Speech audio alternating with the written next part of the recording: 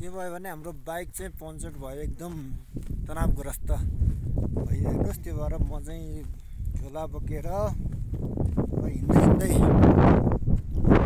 जङ्गलको बाटो दुईटा झोला बोकेर झर्दैछु।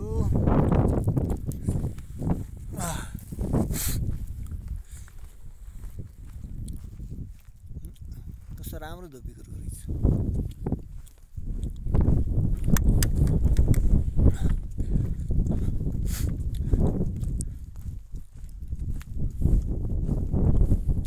चाइनाबाट ल्याएको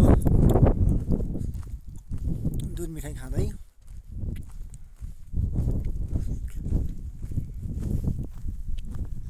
यस्तो बाटोमा एक्लै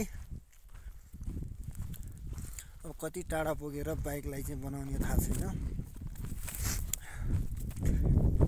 साथीहरू बाइक चढ्नको छ। अब म बिस्तारै बिस्तारै कति टाइम लाग्छ बनाएर आउनुहुन्छ, फेरि लिन आउनुहुन्छ, त्यति दिनसम्म अब कहाँसम्म पुगिन्छ लुखुर लुखुर हिँड्दैछु।